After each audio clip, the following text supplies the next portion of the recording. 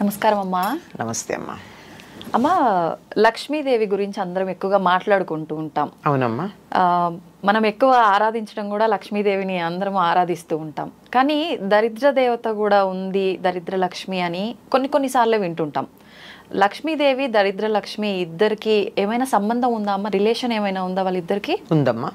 ఆవిడ అక్కగారు, ఈవిడ చెల్లెలు. అక్క చెల్లెలే. ఆవిడ జ్యేష్ఠాదేవి అంటారు ఆవిడ్ని. జ్యేష్ఠ అంటే పెద్దది, పెద్ద ఆవిడ లక్ష్మి, దరిద్ర దేవత. చిన్న ఆవిడ లక్ష్మీదేవి. అందుకే పూర్వకాల ఇళ్లలో ఎవరి మీద కోపం వస్తే దరిద్రం అని తిట్ట దష్ట అనేవారు. అంటే జ్యేష్ఠకు సంబంధించింది దష్ట. అంటే వ్యవహారంలో అట్లా ఊర్లలో నిజంగా దష్ట అంటారు కదా, అంటే నువ్వు దరిద్రం అని అర్థం అక్కడ. జ్యేష్ఠాదేవి అని అంటే ముందు ఆవిడ పుట్టింది, తర్వాత లక్ష్మీదేవి పుట్టింది. ఎప్పుడైనా ఏదన్నా మనం చేసేటప్పుడు ఏమవుతుందమ్మా, పనికిరాంది ముందు వస్తుంది, పనికొచ్చే తర్వాత వస్తుంది. పాల సముద్రం తరచినప్పుడు ఏమొచ్చింది? ముందు హాలాహలం వచ్చింది, అందులోంచి చెడంతా వెళ్ళిపోయింది, తర్వాత అమృతం వచ్చింది. పొలంలో పంట వెయ్యంగానే చేసే పని ఏమిటి? కలుపు తీస్తారు కొద్ది రోజుల్లో. పనికిరానివి తీసేస్తే పనికొచ్చే దీపుగా వస్తుంది. అట్లాగే ముందర లక్ష్మీ జ్యేష్ఠాదేవి ఆవిర్భవించి ఆ తర్వాత లక్ష్మీదేవి ఆవిర్భవించింది అని చెప్తారు. ఇది వాళ్ళకున్నటువంటి చుట్టరికం. అక్కా చెల్లెలు. ఈ అక్కా చెల్లెలు ఇద్దరు కలిసి ఉండరు. ఎందుకనమ్మా? ఈవిడుంటే ఆవిడుండదు, ఆవిడుంటే ఈవిడుండదు, అంతే. అవును, ఇవి ఇద్దరు ఒకటే. ఎలాగంటే నాణ్యానికి ఉన్న బొమ్మ బొరుసులాగా. నాణ్యం ఈ రెండిటికి ఉన్న చుట్టరికం ఏమిటి? ఒకదానికి ఉన్న రెండు, అంతే, రెండు సైడ్స్, అంతే అంతే, రెండు వైపులు. అలాగే ఒకే ఒక సంపదకి లేకపోవడం, ఉండడం అనేటటువంటి రెండు లక్షణాలు ఉంటాయి గనక ఆవిడ జ్యేష్ఠాదేవి, ఈవిడ లక్ష్మీదేవి. ఈవిడుంటే ఆవిడుండదు, ఆవిడుంటే ఈవిడుండదు. ఓకే అమ్మా, అసలు ఏ రకంగా వస్తుంది దరిద్ర దేవత ఇంట్లోకి? అంటే కొన్ని సందర్భాల్లో ఇల్లు శుభ్రంగా లేకపోతే వచ్చే అవకాశం, ఇలా చాలా చెప్తుంటారు. ఏ రకంగా ఉంటే దరిద్ర దేవత రాకుండా ఉంటుందమ్మా? ధర్మరాజు జూదంలో ఓడిపోయిన తర్వాత సర్వస్వం కోల్పోయి అరణ్యవాసానికి వెళ్ళాలి. అంటే దరిద్ర దేవత ఆవహించాలి కదా, సంపదలు కోల్పోయి. అవును. అప్పుడు లక్ష్మీదేవి అంటుంది, జానపద గేయం అమ్మ ఇది.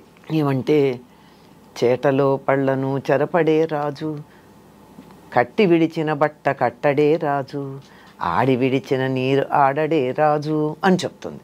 ఇలా కొన్ని నేను ఎలా పెడతాను అటువంటి చోటుకి? ఒక్కటి సవ్యంగా లేదే.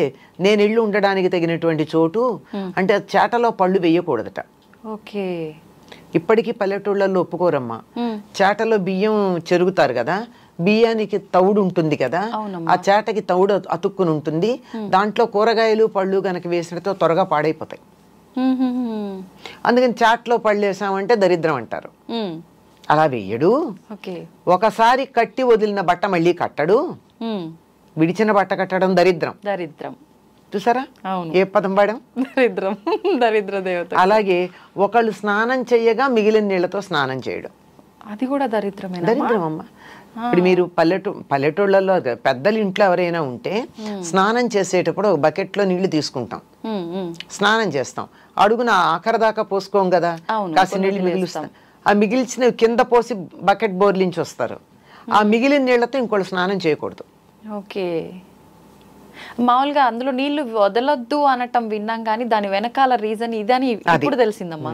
కానీ ఆఖరి నీళ్లు పోసుకోకూడదు, ఆఖరి నీళ్లు పోసుకోకూడదు, వదిలిపెట్టకూడదు. కనుక వాటిని కింద పారబోసి వచ్చేస్తాం కదా. అంటే ఆడి విడిచిన నీరు ఆడడే రాజు అని ఒక జానపద గేయాలు ఇవన్నీ మనకి. ఇవన్నీ ఎక్కడ దరిద్ర దేవత రావడానికి వీల్లేని ప్రదేశాలు ఇవి. అంటే దరిద్రం రావాలంటే ఏం చెయ్యొచ్చు? విడిచి బట్టలు అక్కడ పడేసి మళ్ళీ కట్టుకోవడం, విడిచిన బట్టలు కట్టుకోవడం దరిద్రమే కదమ్మా. కంపు కొడతాయి, పాడైపోతాయి, వాసన వస్తాయి. బట్టలు బోల్డ్, they carry many things with them. అంచేత అవి.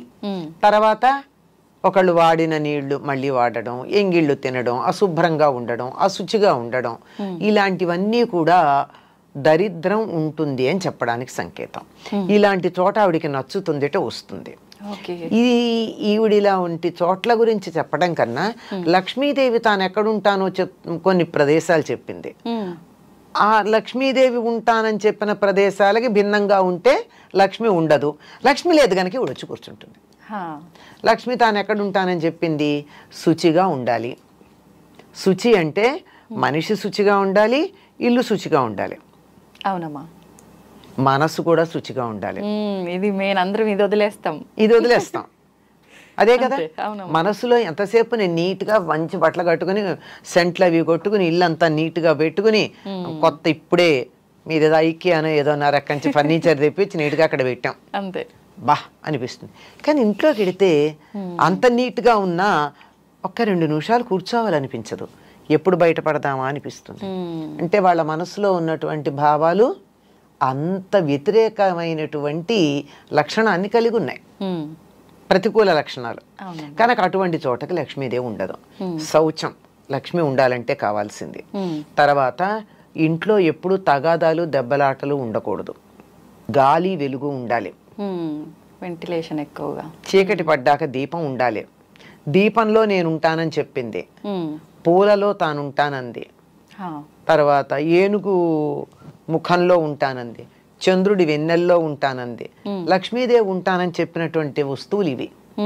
ఇవి మన దగ్గర ఉన్నట్టయితే లక్ష్మి ఉంటుంది. ఈ మధ్య ఎవరో ఈ ఏనుగు ముఖంలో లక్ష్మీదేవి ఉంటుంది కనుక ఇంట్లో ఏనుగులు పెట్టుకోండి అని చెప్పి షాప్ పేరు కూడా చెప్పారు, ఎక్కడ దొరుకుతాయో.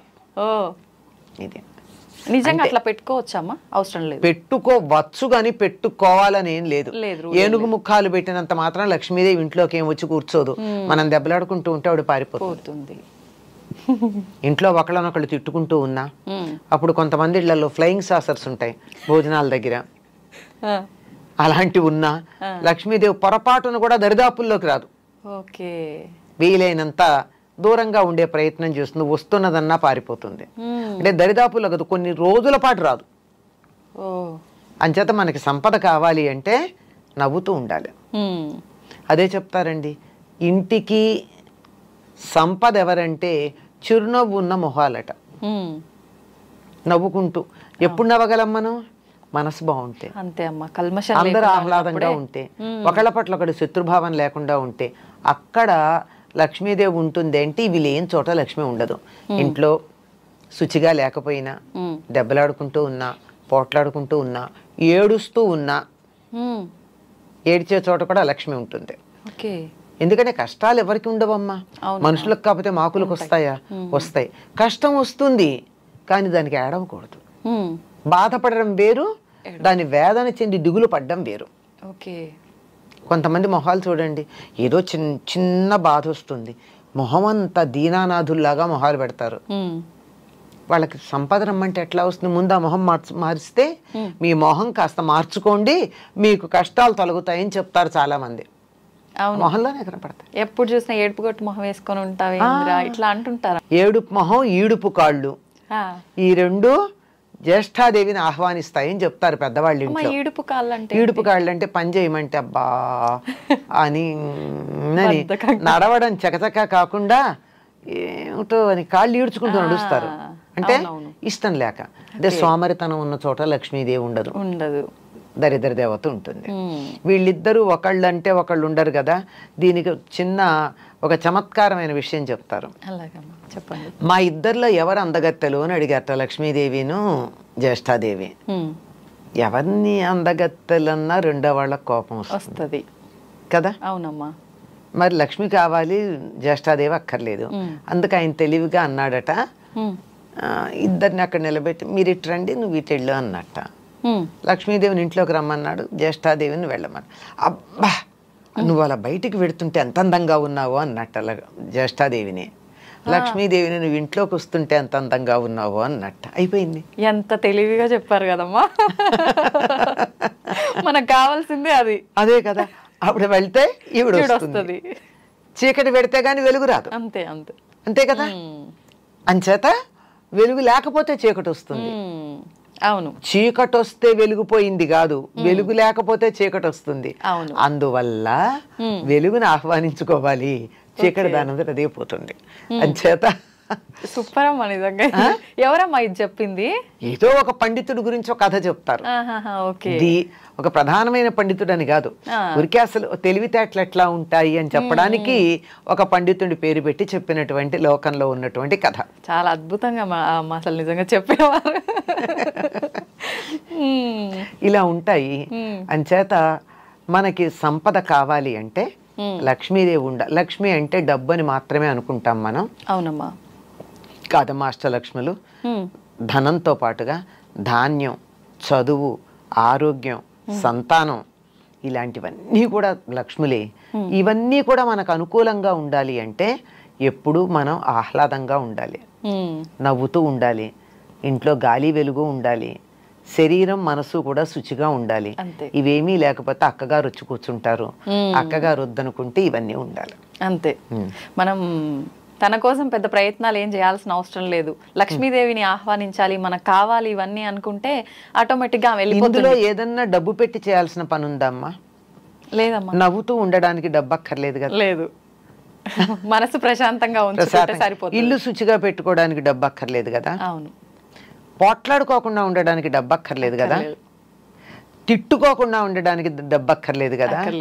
ఏడవకుండా ఉండడానికి డబ్బులు అక్కర్లేదు కదా. ఇవేమీ డబ్బులు అక్కర్లేకుండానే మనకి లక్ష్మి వచ్చేటటువంటి సాధనాలు. అంతే, మనం రూపాయి ఖర్చు చేయాల్సిన అవసరం లేదు. కానీ చాలా మంది ఇవన్నీ జరగాలంటే ఈ రెమెడీ చేయాలి, ఆ రెమెడీ చేయాలి, ఇలాంటివన్నీ చెప్తుంటారు కదమ్మా. అసలు ఇవన్నీ వర్కౌట్ అవుతాయా? అవ్వవని అనిపిస్తుంది ఇప్పుడు మీరు చెప్పినవన్నీ వింటే. ఇవన్నీ ఈ లక్షణాలని తీసుకొచ్చే సాధనలకు మనకు వస్తాయి అంతే. ఓకే. ఇప్పుడు మీరు ఈ జపం చేస్తూ కూర్చోండి అంటే తిట్టకుండా ఉంటారు, అంతసేపు చాలదు. అంతే అంతే కదా. ఏదో దేవుడు పూజ అనగానే జపం చెయ్యాలి అంటే శుచిగా ఉంచుకుంటారు కదా మిగిలిన సమయానికన్నా. ఇలా ఉపయోగపడతాయి. లక్ష్మీదేవి రావడానికి కావలసినటువంటి వాతావరణాన్ని కల్పించడానికి ఉపయోగపడతాయి. ఆ వాతావరణం మంత్రం లేకుండా కూడా మనం కల్పించుకోవచ్చు. అంటే మంత్రాలు వద్దని కాదు, వాటికి శక్తి లేదు అని చెప్పట్లా నేను. అవన్నీ చెయ్యలేకపోయినా ఇలా ఉంటే వస్తాయి. చేయగలిగితే చేసుకోవచ్చు, చేయలేకపోతే విచారం అవసరం లేదు. మళ్ళీ మంత్రం అంటే మనం చెప్పే విధానం అటు ఇటు అయినా కూడా మీరు అన్నట్టు అర్థాలు మారిపోతున్నాయి. దానికన్నా మనం ఇదంతా మీరు చెప్పినట్టు చేసుకోవడమే బెటర్. హాయిగా ఉండండి. అంతే అంతే. లలితా సహస్రనామంలో ఒక నామం ఉంది అమ్మవారి గురించి, సుఖారాధ్య అని ఉంది. సుఖంగా ఆరాధించబడేది. సుఖంగా ఆరాధించేదానికి ఎందుకు కష్టపడతామమ్మా? అమ్మవారి ఆరాధన సుఖంగా చేసుకోవచ్చుగా. అంతే, హాయిగా చేసుకోవచ్చుగా. కష్టపడి ఎందుకు చెయ్యాలి? సోమరితనం ఉండకూడదు కానీ, అవునవును, బద్ధకం ఉండకూడదు కానీ కష్టపడమని చెప్పరా. అందరూ ఆర్భాటాలు, హంగులు, హడావిడి, పూజలు ఇవన్నీ అనగానే అమ్మో అన్ని నియమాలు పాటించాలి, ఎన్నో కష్టాలు, ఇబ్బందులు. నియమాలు ఉన్నాయి లేకపోలా, కానీ అవి కూడా చాలా తేలికైన నియమాలు. మనం అనుకుంటే తేలికమ్మా. కాదమ్మా, శుచిగా ఉండమంటే అదేమంత కష్టం? ఉతికిన బట్టలు కట్టుకోమంటే కష్టమా? ఇల్లు శుభ్రంగా పెట్టుకోమంటే కష్టమా? సోమరిపోతులకు కష్టమే అమ్మా. సోమరిపోతులకు అందుకే సోమరితనం ఎలా ఉంటుంది? ఉండదు. అంచేత కొంచెం శుచిగా పెట్టుకోండి అంతే. ఇలా చిన్న చిన్నవి ఈ రెండే కాదు, ఇంకా కొన్ని ఉన్నాయి. అవి కూడా చాలా ఏమీ కష్టం లేనివమ్మా. ఏమీ ఆ మాత్రం కూడా కష్టపడకుండా మంత్రం చేయడం కష్టం కదా. అవును అవును, చాలా కష్టం. ఇంకేదో రెమెడీస్ అవి చేయండి చేయండి అని చెప్తే డబ్బులు ఖర్చు పెట్టి చేయడం కష్టం కదా. వాటికన్నా ఇది తేలిక కాదు. మరి పైగా శుభ్రంగా ఉంచుకుంటే మనకే ఇంకా హెల్త్ ఇష్యూస్ రాకుండా ఉంటాయి. ఇది ఒక ఫేవర్ కూడా ఉంది కదమ్మా. అది కూడా లక్ష్మే కదమ్మా, ఆరోగ్య లక్ష్మి. అంతే అంతే. అవునమ్మా, మీరు చెప్పినట్టు నిజంగా ఆరోగ్యము ఉండాలి, డబ్బు ఉండాలి, ప్రతి ఒక్కటి ఉండాలమ్మా. డబ్బు ఒక్కటే కాదు, అన్నీ ఉండాలమ్మా. డబ్బుతో వచ్చేది ఏం లేదు. ఆరోగ్యం ఉండాలి. మనకి కావాలంటే పిలిచే మనుషులు ఉండాలి. బోల్డు మంది పిల్లలు ఉన్నారు, కానీ కప్పుడు కాఫీ ఇచ్చేవాళ్ళు ఉన్నారా? గ్లాసులు మంచినీళ్ళు చేతికి అందించేవాళ్ళు ఉన్నారా? ఏదో దేశాల్లో ఉండి ఎక్కడో ఉండి బోల్డ్ సంపాదిస్తున్నారు, కోట్లు సంపాదిస్తున్నారు. ఆయా దేశాల్లో, ధనవంతమైన దేశాల్లో పెలాషియల్ బిల్డింగ్స్ ఉన్నాయి. కానీ ఇక్కడ అమ్మకో నాన్నకో జ్వరం వస్తే చూసుకోవడానికి